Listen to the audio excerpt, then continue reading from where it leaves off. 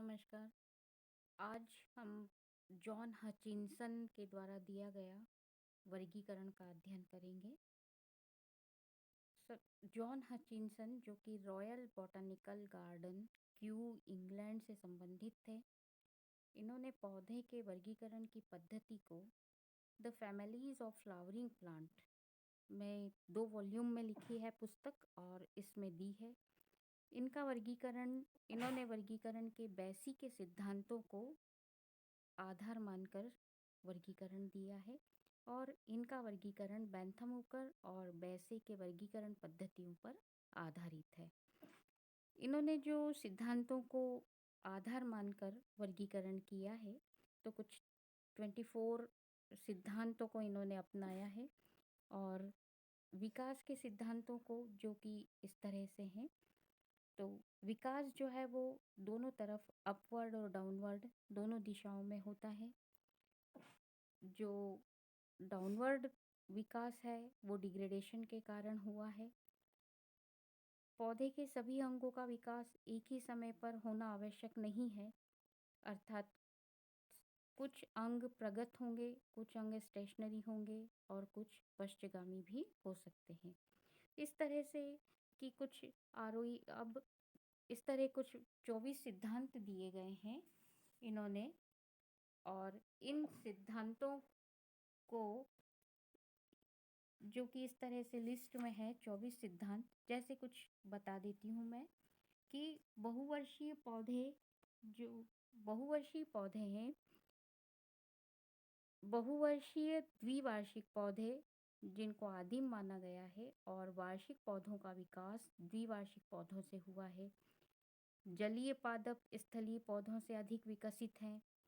फिर जैसे पत्तियों में देखें हम, तो पत्तियों तथा पुष्प दलों का जो स्पाइरल अरेंजमेंट है वो आदिम लक्षण है। संयुक्त पत्तियां सरल पत्तियों से विकसित हैं। फिर पुष्प में यदि हम देखें तो पुष्प की हाइपोगाइनस दशा आदिम लक्षण है और पेरिगाइनस और इपिगाइनस दशा का विकास इससे हुआ है। इस तरह से इस 24 लक्षणों को आधार मानकर और यह वर्गीकरण दिया गया है। तो सर्वप्रथम जो वर्गीकरण इन्होंने दिया है, तो इन्होंने डाइकोटिलीडन्स और मोनोकोटिली फाइलम, हचिंसन ने दो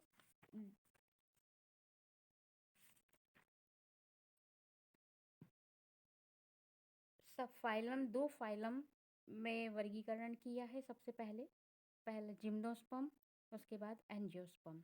तो इनके लक्षणों के आधार पर कि नेकेड ओव्यूल है और ये जो ओवरी से ढके हुए होते हैं, तो जो नेकेड ओव्यूल वाले पादप हैं, जो वैसल रहित हैं, उनको हमने जिम्नोस्पर्म में रखा है, और दूसरे जो ओवरी से ढके रहते हैं और जिनमें ट्रू वेसल्स पाई जाती हैं, उनको एंजियोस्पर्म में रखा है। फिर एंजियोस्पर्म को सब फाइलम दो सब फाइलम में डिवाइड किया है। डाइकोटिलीडन्स को पहले स्थान दिया गया है बीजपत्र के आधार पर। फिर एक बीजपत्र की उपस्थिति के आधार पर मोनोकोटिलीडन्स बनाया है सब फाइलम। इनके अंदर केवल एक बीजपत्र ही पाया जाएगा। वस्कुलर बंडल क्लोज्ड होंगे, बिखरे हुए होंगे। इस तरह से कुछ 3-4 लक्षणों को आधार मानकर और डाइकोटिलीडन्स और मोनोकोटिलीडन्स में विभाजित किया है। अब जो सब फाइलम है डाइकोटिलीडन्स, इसको फिर डिवीजन में दो डिवीजन में बांटा है, लिग्नोसी और हर्बेसी। लिग्नोसी मतलब कि इनकी प्लांट की हैबिट के आधार पर इनको 2 भागों में बांट दिया। जो लिग्नोसी है, इसके अंतर्गत वृक्ष और झाड़ियां आधारभूत काष्ठी पौधों का समूह है, और हर्बेसी जो है उसके अंदर सारे शाकीय पौधों का समूह है। अब जो डिवीजन लिग्नोसी है, इसके अंदर सबसे अल्प विकसित कुल है मैग्नोलिएसी, और लिग्नोसी जो डिवीजन है, इसका प्रारंभ अल्प विकसित कुल मैग्नोलिएसी से होता है, और इसी डिवीजन में सबसे अधिक विकसित वर्बिनेसी। इसी तरह से जो हर्बेसी है उसमें रैननकुलेसी से प्रारंभ होता है और मैग्नोलिएसी के समानांतर है जो, और लेबिएटी फैमिली अंत में लेबिएटी फैमिली है जो कि वर्बिनेसी से समानता रखती है। इसी तरह अब जो सब फाइलम है, जो सब फाइलम कैल्सीफ्लोरी मोनिकोटिलिडन्स है, उसकी सब फाइलम मोनोकोटिलिडन्स, इसके अंदर 3 प्रमुख विभागों में इसको डिवाइड किया गया है: कैल्सीफ्लोरी, कोरोलीफ्लोरी और ग्लूमीफ्लोरी। कैल्सीफ्लोरी में कैलिक्स और कोरोला स्पष्ट होते हैं और इसका प्रारंभ ब्यूटोमैसी कुल से होता है और अंत में मेरिटेनेसी फैमिली से होता है। फिर कोरोलीफेरी, इसके अंदर कैलिक्स और कोरोला एक समान पेरियंथ के रूप में होते हैं, मतलब कैलिक्स और कोरोला अलग अलग विभाजित नहीं किया जा सकता, एक जैसे होते हैं, इसलिए उसको हम कहते हैं पेरियंथ। और लिलिएसी से प्रारंभ होकर आर्किडेसी में समाप्त होता है।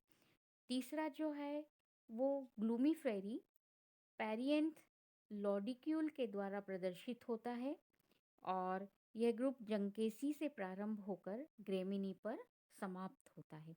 इस तरह से हचिंसन ने बेसी के सिद्धांतों को आधार मानकर वर्गीकरण दिया है। अब हचिंसन की पद्धति जो है, इसके भी गुण हैं और दोष हैं। तो जो इसके कुछ गुण हैं वो कि वर्गीकरण प्रणाली में जातिवृत्त संकल्पना को समुचित रूप से प्रयोग करने का प्रयास किया है और वर्गीकरण पूर्णतः फाइलोजेनेटिक है। मोनोकॉट को डाइकॉट से प्रगत मानते हुए बाद में स्थान दिया गया है और उत्पत्ति की शुरुआत रेनल्स से मानी गई है और रेनल्स को ही उन्होंने पहले स्थान दिया है। प्रत्येक ऑर्डर और कुल में अपेक्षाकृत निकट संबंधी पादप जातियों को सम्मिलित किया गया है। मैग्नोलियल्स काष्ठीय पादपों का समूह है और रैनल्स शाकीय पौधों का समूह है। काष्ठीय व शाकीय स्वभाव विकास की दो पैरेलल लाइनों को प्रदर्शित करते हैं। अध्ययन की सुविधा के लिए बड़े बड़े ऑर्डर को, जो कि बैंथम वूकर में काफ़ी बड़े बड़े ऑर्डर्स रखे गए थे, तो इन्होंने बैंथम वूकर के क्लासिफिकेशन को भी कुछ अपने में समायोजित किया है। तो बड़े बड़े ऑर्डर्स जो बैंथम वूकर के अंदर हम देख रहे थे उनको छोटी छोटी फैमिलीज़ में विभाजित किया है, जैसे रोजेल्स, पेराइटेल्स, मॉलवेल्स, इस तरह से। फिर कई जो फैमिलीज़ को ऑर्डर का दर्जा दिया है, जैसे लेग्यूमिनेसी, इसको लेग्यूमिनेल्स ऑर्डर दे दिया। सेक्सी फेग्रेसी, इसको सेक्सी फ्रेगेल्स ऑर्डर। पोडोस्टमासी, पोडोस्टमेल्स ऑर्डर। इस तरह से जो काफ़ी बड़ी बड़ी फैमिलीज़ होती थी उनको ऑर्डर का दर्जा दे दिया है हचिंसन ने। फिर कई कुलों को समान लक्षण के आधार पर पुनः व्यवस्थित किया है, जैसे कैक्टल्स को कुकरबिटेसी के पास रखा गया है। रैनल्स, प्रारंभ रैनल्स से और अंत साइप्रेल्स व ग्रेमिनेल्स से किया है, जो कि विकास की पुष्टि करता है। एमेंटिफेरी में कैज्यूराइनेसी कुल का स्थान सबसे पहले रखा गया है, जो कि विकास के आधार पर उचित है। अब इसके भी कुछ दोष हैं, जैसे पादपों की पहचान की दृष्टि से वर्गीकरण प्रणाली, मतलब प्रैक्टिकल रूप से या नेचुरल प्रणाली नहीं कह सकते हैं हम इसको, मतलब नेचर से अप्लाई करने के लिए हमको काफ़ी दिक्कत होती है, उपयोगी नहीं है। वर्गीकरण में काष्ठीय व शाकीय स्वभाव को ज़्यादा महत्व दिया गया है, जिसे कि आधुनिक वर्गीकीवेता उचित नहीं मानते हैं। एंजियोस्पर्म की उत्पत्ति को कल्पित प्रॉक एंजियोस्पर्म से मोनोफाइलेटिक रूप में माना गया है, जो कि आधुनिक विचारधारा से मेल नहीं खाता है। ऐसा माना गया है कि आर्टिकेल्स, अम्बेलेल्स, यूफोर्बियल्स की उत्पत्ति अलग अलग एंसेस्टर से हुई है। ऑर्डर्स और फैमिली की संख्या बहुत अधिक है, जिससे आपस में संबंधित कुल एक दूसरे से काफ़ी दूर हो गए हैं। जैसे कि इन्होंने यहाँ पर ऑर्डर्स दे रखे हैं, लगभग 111 ऑर्डर्स हैं और 411, 101 ऑर्डर्स हैं और 411 फैमिलीज़ बनाई हैं इन्होंने। तो काफ़ी ज़्यादा ऑर्डर्स हैं और काफ़ी ज़्यादा फैमिलीज़ हैं। जिससे कि आपस में संबंधित कुल थोड़ा-सा एक दूसरे से दूर हो गए हैं। तो इस तरह से ये हचिंसन का वर्गीकरण है। नमस्कार। धन्यवाद।